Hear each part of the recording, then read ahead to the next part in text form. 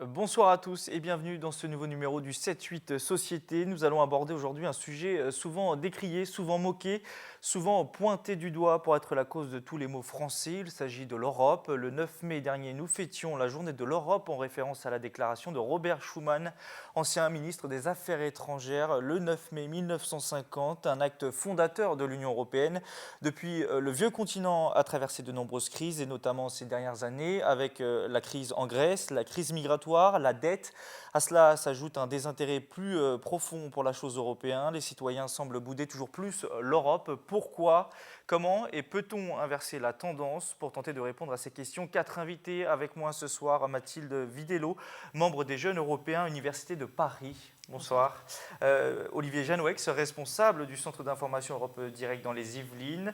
Delphine Roch, déléguée de la 2e circonscription pour Debout la France dans les Yvelines. Et Philippe Le Guen, directeur de l'association Jean Monnet, basée également dans les Yvelines. Bonsoir à vous quatre. Je le disais en introduction, les citoyens européens et français particulièrement semblent bouder l'Europe. Nous sommes presque 2 ans jour pour jour après les élections européennes. Et à l'époque, près de 58% des Français ne s'étaient pas déplacés pour aller voter. C'est un peu moins dans les Yvelines. C'était 54% de non-votants. 2 ans plus tard, on imagine facilement que l'abstention serait sensiblement la même. Qu'est-ce qui explique ce désamour ? On va commencer par faire un premier tour de table. Avec vous, Delphine Roch, probablement la plus eurosceptique ici ce soir. Comment on explique selon vous ce désintérêt pour la chose européenne ? Parce que je pense que l'Europe, comme elle est conçue aujourd'hui, ne correspond pas aux attentes des citoyens de chacun des pays d'Europe, qu'ils ne se reconnaissent pas en elle et de fait ne s'y intéressent pas.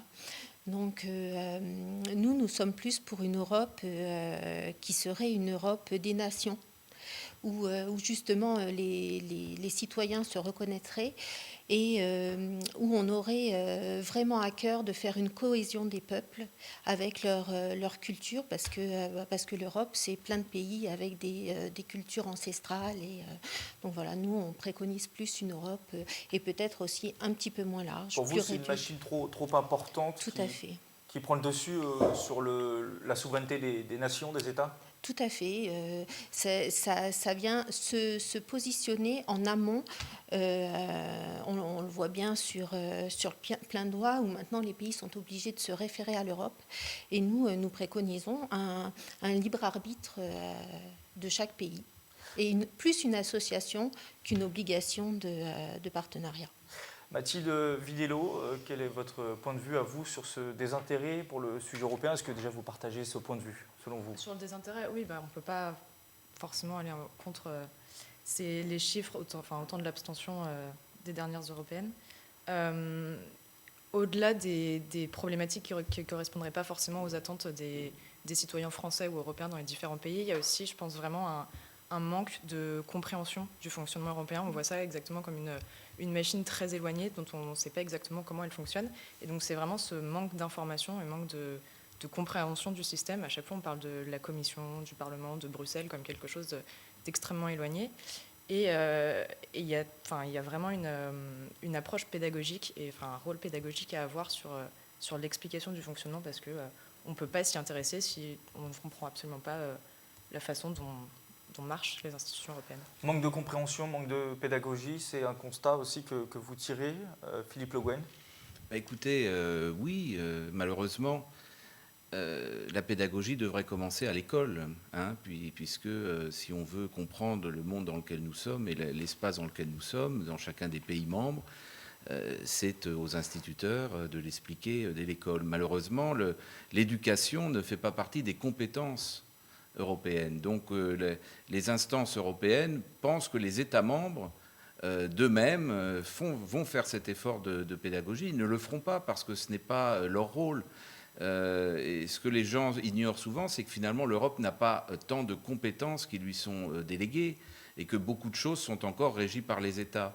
Et que les États qui pourtant décident à 28, quand ils sont réunis à Bruxelles ou ailleurs, eh bien, ne sont pas forcément ceux qui vont expliquer ensuite leurs décisions aux citoyens. Donc, cette défiance, cette incompréhension du citoyen, elle vient de là, elle vient des États qui ne jouent pas le jeu. Olivier Janouex, vous terminez ce premier tour de table sur ce constat vis-à-vis du désintérêt pour l'Europe, les citoyens. Tout à fait. Je pense qu'on est tous d'accord là-dessus. L'Union européenne, c'est un schéma qui est compliqué, qui est parfois complexe à expliquer.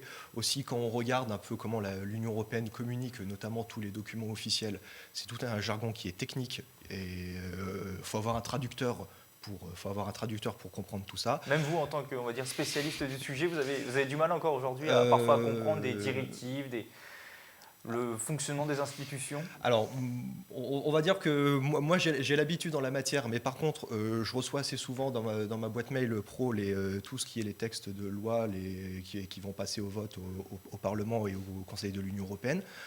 J'ai pas honte de le dire qu'il y a des fois je ne comprends pas ce qui est raconté dans les textes parce que c'est très compliqué. C'est une logique qui est européenne, donc on essaie de faire en sorte qu'il y ait des textes qui puissent être compréhensibles par 28 et qui puissent être compréhensibles par tout le monde. Le problème, c'est que voilà, on a une vraie distorsion entre ce que les gens comprennent et ce que l'Union européenne essaie de faire passer comme message. Alors justement, une fois qu'on a dressé ce constat, comment on fait pour approcher l'entité européenne du citoyen? Vous, c'est votre rôle avec la Maison de l'Europe des Yvelines. Quelles actions vous menez, par exemple, pour essayer de rapprocher le citoyen de l'Europe? Alors, tout simplement, nous, on va beaucoup dans les écoles et on explique comment ça marche l'Union européenne. Et on le fait avec des termes simples et concrets. Commission européenne, Conseil de l'Union européenne, Conseil européen, Conseil de l'Europe et compagnie. Il faut faire la distinction, il faut expliquer ce à quoi les institutions correspondent. Et après, il faut aussi leur montrer concrètement que l'Union européenne, elle est là, elle est présente, elle existe, et qu'elle est là dans notre vie de tous les jours, et que voilà, elle a une véritable influence, et même si on ne s'en doute pas. Mathilde Vidello, vous parliez vous-même de manque de pédagogie, de compréhension. Est-ce que vous avez des solutions à proposer qu'on pourrait mettre en place? L'objectif de l'association, puisque c'est vraiment de rapprocher les citoyens des institutions européennes. Donc pour ça, on a plusieurs programmes. Le premier, c'est l'Europe par les jeunes. Donc en fait, à partir du CM1, puisque à partir du CM1, l'Europe est enseignée dans les écoles primaires. Jusqu'en terminale, nous allons dans les établissements scolaires pour, justement, un petit peu comme les Maisons de l'Europe, expliquer le fonctionnement de l'Union européenne, mais d'une manière beaucoup plus ludique et sur la base d'un discours ou de jeu avec les enfants. On a également des systèmes de simulation de Parlement européen pour les lycéens, pour les préparer aux futures élections européennes et au fait qu'ils vont devoir voter et s'intéresser à ces questions-là. Et après, on a d'autres actions de sensibilisation, soit des actions de rue sur des thèmes particuliers, ou des cafés-débats, ou voilà, pour vraiment sur des thématiques plus précises, pour susciter l'intérêt et soulever des questions qui sont d'ordre primordial dans le débat public d'aujourd'hui. Philippe Le Guen, vous évoquiez tout à l'heure de l'éducation à propos de l'Europe. C'est un sujet qui revient parfois dans l'actualité. Est-ce qu'on pourrait imaginer un cours d'éducation civique par exemple dès le primaire ou dès le collège? C'est ce qu'on fait avec les institutions françaises pour apprendre comment marche l'État. Est-ce qu'on pourrait faire la même chose avec la France? On pourrait au moins, avec l'Europe, dans ces cours d'éducation civique que nous avons au niveau français, expliquer l'échelon du dessus, qui est l'échelon européen, et comment c'est articulé par rapport à l'échelon national ou régional. Si on ne le fait pas, on s'arrête toujours à, comme si, une fois qu'on a expliqué les lois françaises ou le fonctionnement de la République, ça suffisait. Mais c'est un peu mieux d'aller voir un petit peu au-delà de nos frontières, et puis d'expliquer que, par exemple, en Allemagne, c'est un pays fédéral, en Belgique aussi, et de là, on peut expliquer les différences aussi culturelles, et puis apprendre à se connaître, parce que le problème, c'est souvent cette peur que les gens ont, c'est qu'ils ne se connaissent pas leurs voisins. D'ailleurs, c'est réciproque. Je veux dire, c'est pas propre à la France. Vous avez aussi dans d'autres pays aujourd'hui des gens qui se demandent qui sont les Français, qui se méfient des Français, voilà, qui se méfient les uns les autres. Or, c'est l'inverse du projet qui était à l'origine, puisque n'oublions pas quand même l'origine de ce projet, c'était de faire la paix durable en Europe, ce qui a été réussi quand même. J'allais vous poser la question, est-ce que ce n'est pas essentiel aussi de rappeler ce pourquoi l'Europe a été construite et de faire un rappel historique et de montrer l'importance initiale de l'Europe? Écoutez, nous commençons toujours par cela, parce que nous sommes dans la maison de Jean Monnet. Nous avons la chance d'être dans la maison de Jean Monnet à Bazoches, dans les Yvelines, où Jean Monnet a conçu le premier texte que vous avez cité tout à l'heure de Robert Schuman. Donc, évidemment, on commence toujours par une approche historique. On ne reste pas là-dessus, mais c'est important que les jeunes, en particulier, sachent d'où vient ce projet. Et puis, c'est important de faire, d'injecter un peu d'émotion dans ce projet, parce que ce qui manque avec l'Europe, c'est l'émotion, finalement. Ça nous donne aucune émotion. C'est pas uniquement des lois, quoi. Voilà, ça nous donne aucune émotion. Or, moi, je suis peut-être ringard, mais j'ai une certaine émotion à me retrouver autour d'une table avec des amis d'autres pays membres de l'Union, à travailler avec eux, à échanger, à faire des projets. Ça me fait une certaine émotion. Je me dis, je préfère ça que si on se tapait dessus. Hein. Donc, effectivement, nous ne tapons plus dessus. Et nous ne sommes pas forcément d'accord, mais nous discutons et nous recherchons des compromis. C'est bien cela que devrait signifier le projet pour tout le monde. Mais, voilà. Delphine Roch, qu'est-ce que vous répondez à ces solutions qui sont apportées, plus d'éducation, plus de pédagogie, aller plus vite, plus rapidement auprès des plus jeunes ? Je pense que de toute façon, plus on explique et plus on s'approche des règles de l'Europe, etc., c'est toujours quelque chose de bénéfique. Moi, ce que je reproche, c'est que on souhaite maintenir une Europe énorme et on trouve bizarre que les peuples n'adhèrent pas à cela. Donc, mais sans se poser la question de se dire, mais comment ça se fait ? Ils devraient adhérer, ils devraient être tous d'accord avec cette Europe-là. Pourquoi on ne les écoute pas ? Pourquoi ils ne se retrouvent pas ? Alors qu'on veuille la paix, enfin tout le monde souhaite la paix, même si on souhaite une Europe peut-être un peu moins élargie, etc. On n'a pas envie de guerre. Pour autant, on a envie d'une vraie prise en compte des desiderata des citoyens. Et moi, j'ai l'impression que dans cette Europe-là, c'est le citoyen qui est oublié. Donc, qu'il appréhende son comparse du pays d'à côté, ça peut presque se comprendre parce qu'on se dit, mais finalement, à quelle sauce on va être mangé avec cette Europe qui n'en finit pas de grandir sans prendre en compte nos inquiétudes. À quoi ressemblerait l'Europe selon Debout la France et selon ce que vous pensez, vous ? Ça serait une Europe où les pays coopèrent sur les sujets qu'ils souhaitent, selon leur propre volonté ? C'est ça, c'est vraiment vraiment garder le libre arbitre des nations, parce que c'est vraiment quelque chose de très important, d'être bien dans sa nation et justement de s'associer aux autres. C'est pas du tout se refermer, au contraire, sauf que sur certains sujets, on sera peut-être plus efficace si on n'est que 6, 7, 8, plutôt que si on est 28, parce que les attentes sont tellement divergentes et le panel est tellement grand que finalement, on n'avance pas dans la bonne direction. Alors les hommes politiques de droite ou de gauche disent très souvent aussi qu'il faut revoir l'Europe, la repenser. On a eu beaucoup de tribunes le 9 mai dans les journaux français. Chacun à chaque fois à sa manière, soit par plus d'Europe, soit par la mise en place d'un nouveau plan Marshall pour l'investissement, soit pour une Europe tournée vers un noyau resserré de quelques pays. Quel est le chantier prioritaire aujourd'hui, selon vous, pour l'Europe de demain, Philippe Le Guen ? Si on devait en mettre en place un seul chantier, lequel serait-il, selon vous ? Moi, je suis assez d'accord avec ma voisine qu'il faudrait que ce soit un chantier qui ait de la visibilité pour les citoyens. Il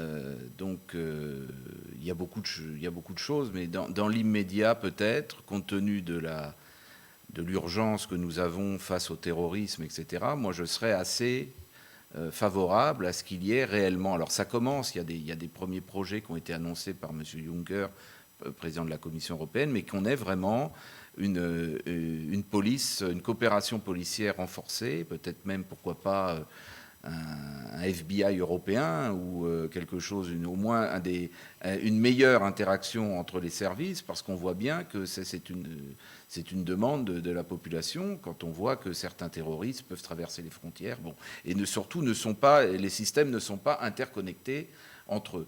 Et ça paraît, enfin, je dirais que sur le plan commercial et sur le plan des taxes d'import-export, elles ont été levées. Je dirais, aujourd'hui, vous pouvez, depuis chez vous, sur Internet, commander quelque chose et tout est interconnecté. Mais alors, ce n'est pas interconnecté sur certains sujets, notamment les fichiers du banditisme ou des délinquants. Ça paraît surprenant. Et ça semble assez facile à faire, quand même, ce genre de choses.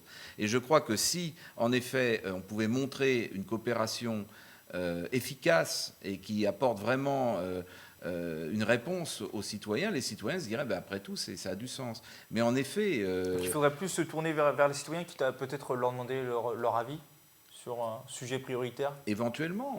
Il faut se méfier quand même des référendums parce que les gens ne répondent pas toujours à la question et souvent ils ne comprennent pas toujours ce qui se cache derrière la question. Donc, mais en tout cas, je pense que sur des sujets qui touchent les gens une certaine actualité, ça permettrait quand même de répondre à des préoccupations. Voilà. Mais il y a d'autres sujets, mais je pense que les sujets plus techniques, les gens, même si ça touche leur quotidien, ils ne le voient pas directement. Olivier Janouex, sur ce chantier prioritaire, cette question-là, si on devait mettre en place un chantier au sein de l'Union européenne? C'est pareil, je rejoins mes voisins sur ce coup-là, remettre le citoyen au cœur de l'Europe, au cœur de la construction européenne, car quand on regarde bien dans les médias, il y a une crise, il y a encore une crise au niveau de l'euro, il y a une crise migratoire et compagnie, ce sont encore les États qui montent au créneau et qui prennent des décisions. Or, les citoyens sont tout à fait capables de décider en la matière, ils ont leur opinion.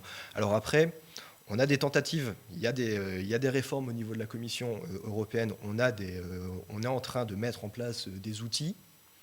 Bon voilà, ça avance petit à petit, mais c'est une préoccupation que de toute façon partage la Commission européenne, c'est essayer de refaire rentrer les citoyens dans le jeu européen.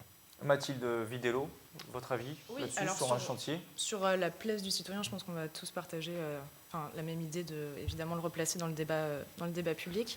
Ce serait peut-être plus de coordination, donc évidemment au niveau d'un parquet fédéral, mais ça, il y a déjà eu des premières avancées en janvier, notamment, même si c'est encore très, très limité. Il y a là, évidemment, la politique sociale qui est attendue depuis de très, très nombreuses années, puisque...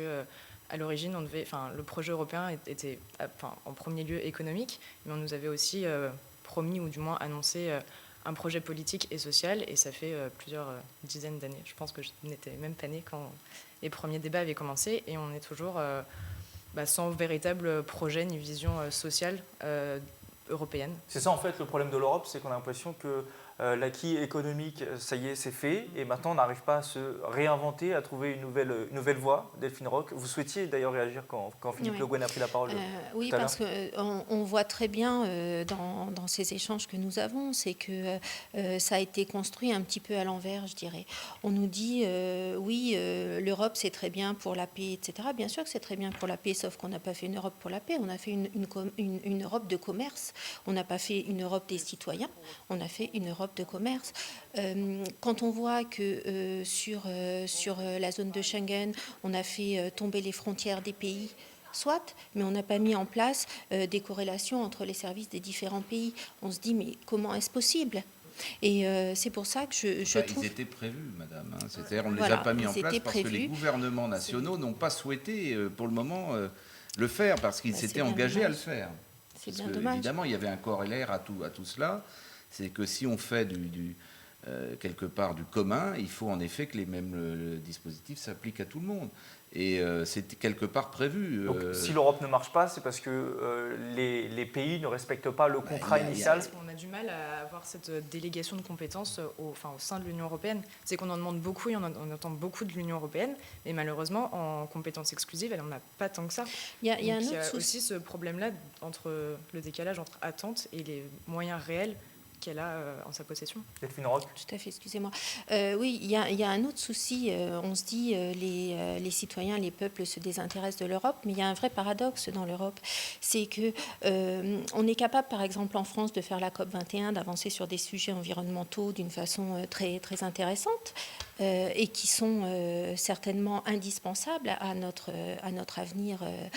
Et dans le même temps, on a un TAFTA dont on entend pratiquement pas parler. Alors le TAFTA, on rappelle ce que c'est le traité transatlantique entre l'Europe et l'Amérique, enfin les États-Unis, voilà. Qui est en cours de négociation, qui semble très mal embarqué malgré tout. Qui semble très mal embarqué. Ce que dit la presse en tout cas. Mais qui est quand même quelque chose qui avance dans l'ombre, dont on ne parle pas aux citoyens, et qui est une vraie remise en cause du commerce international et surtout du libre arbitre des nations et des règles qu'elles ont posées pour se protéger.